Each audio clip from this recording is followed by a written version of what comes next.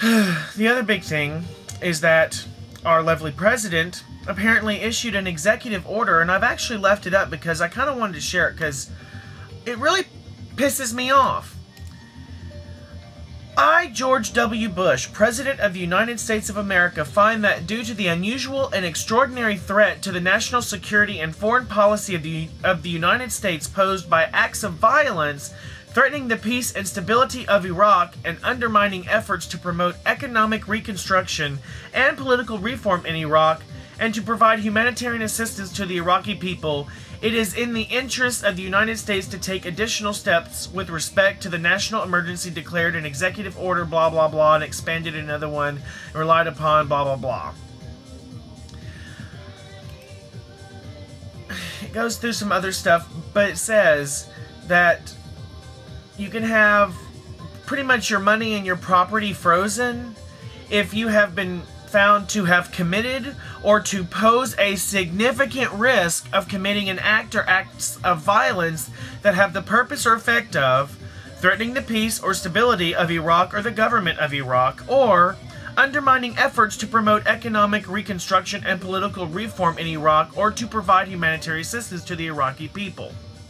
So if you are committing an act of violence, or you pose a risk of committing an act of violence that undermines the efforts or threatens the peace and stability, then you're one of these people.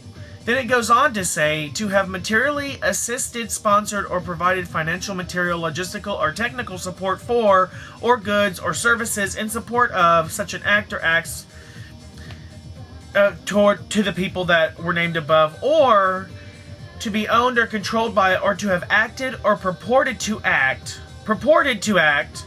on behalf or for, directly or indirectly, which means you don't even intend to do it, but they view you as being a part of this, then you can have your money stopped and your property frozen.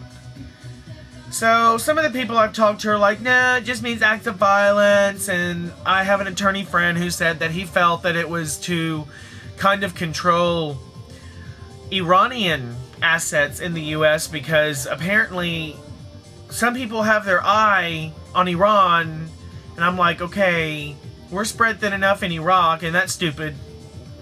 Ugh. That situation that should never have been.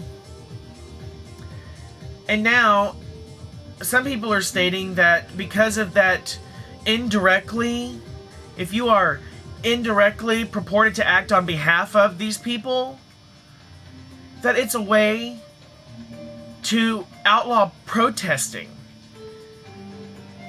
Which means one of our basic human rights in this country is gone. It's gone.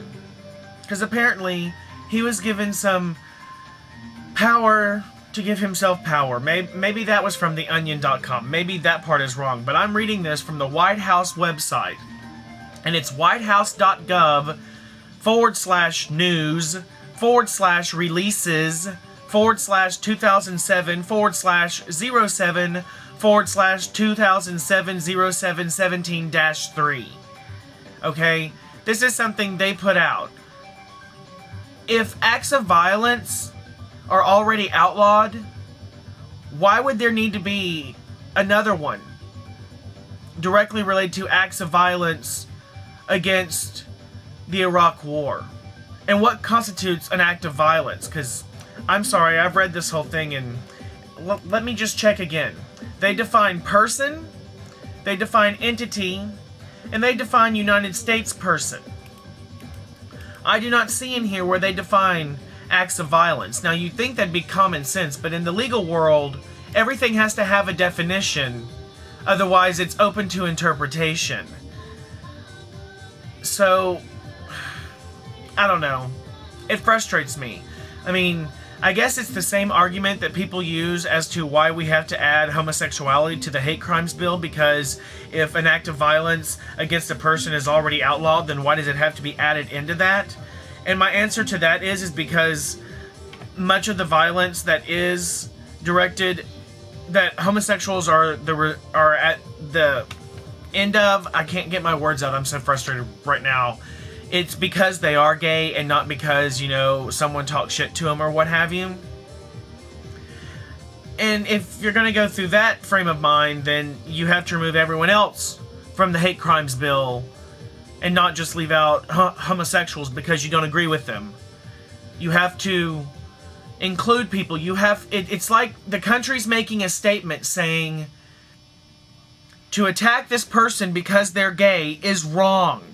No matter how you feel, that's what that would be doing. It's stating that clearly, that this country believes you don't attack people because of their race, you don't attack them because of their gender, you don't attack them because of their age, you don't attack them because of their disabilities, you don't attack them because they're gay.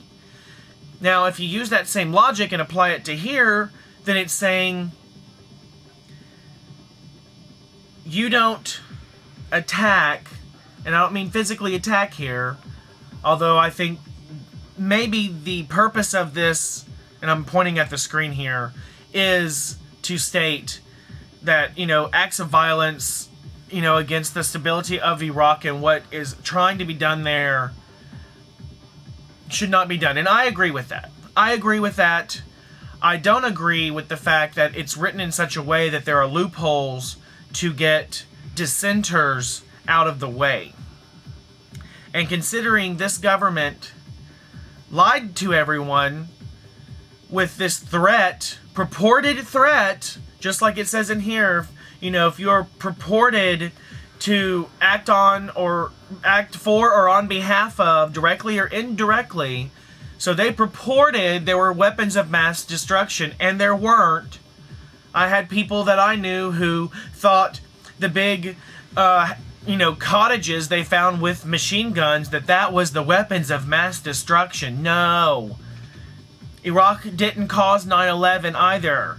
The government, I don't think, ever directly said that, but I know they implied it because I watched it.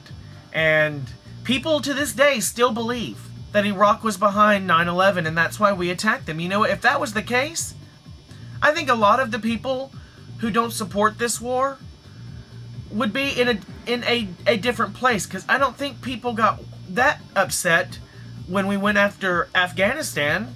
Although in the end, in my opinion, the people who did 9/11 were this small extreme group. Not, I mean, I guess if there was evidence their government was behind it or promoted it or what have you, then that would be a different story. But my impression is that it's a small extremist group. I mean, an American set off the bomb in Oklahoma City, but it's not seen the same way.